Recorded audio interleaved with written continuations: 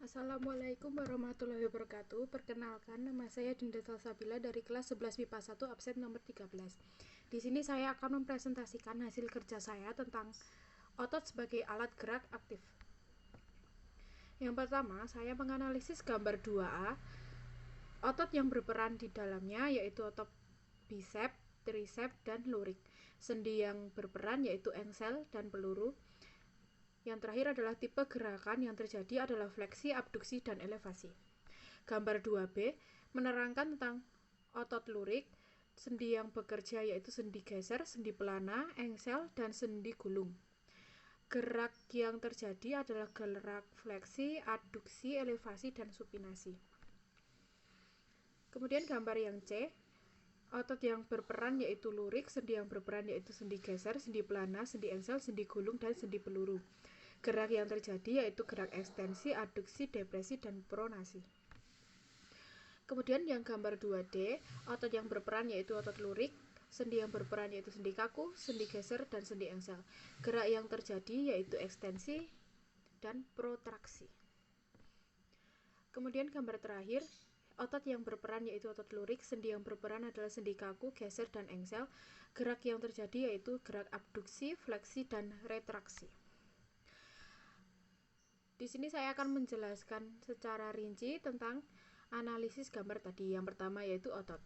Otot adalah sebuah jaringan dalam tubuh manusia dan hewan yang berfungsi sebagai alat gerak aktif yang menggerakkan tulang.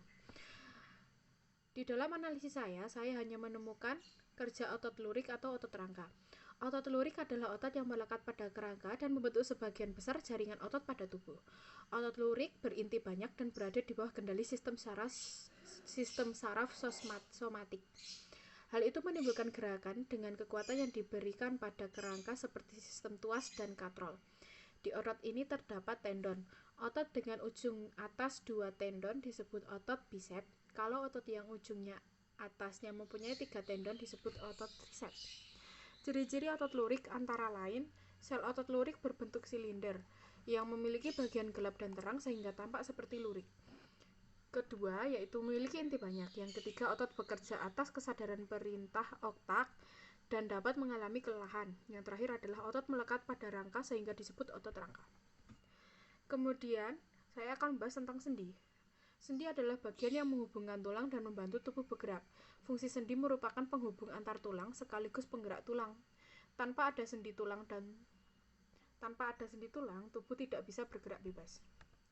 Sendi kaku. Sendi kaku merupakan bagian sendi yang bergerak namun terbatas. Sendi ini berupa tulang rawan yang menyatukan antar tulang tanpa rongga sendi. Sendi gerak atau sendi sinovial. Yang pertama, sendi gerak memiliki rongga sendi dan memiliki kemampuan untuk bergerak lebih banyak. Yang pertama yaitu sendi geser. Sendi geser bisa dikenali dari bagian tulang yang membentuk gerakan bergeser secara mendatar.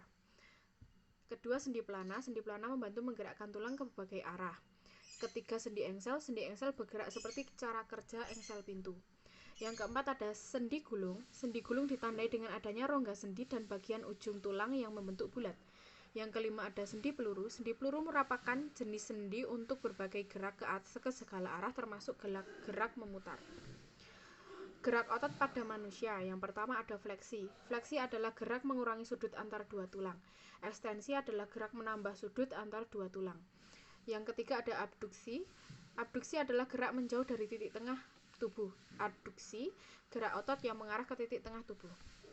Depresi, gerak otot yang menurunkan anggota tubuh. Elevasi, gerak yang menaikkan anggota tubuh. Supinasi, gerak untuk memutar lengan atau kaki. Pronasi, gerak otot lengan bawah sehingga telapak mengarah ke bawah. Protraksi, gerakan tulang ke depan tanpa perlu mengubah sudut. Retraksi adalah gerakan tulang ke belakang tanpa mengubah sudut. Sekian dari saya, terima kasih. Bila ada kurang lebihnya saya mohon maaf. Wassalamualaikum warahmatullahi wabarakatuh.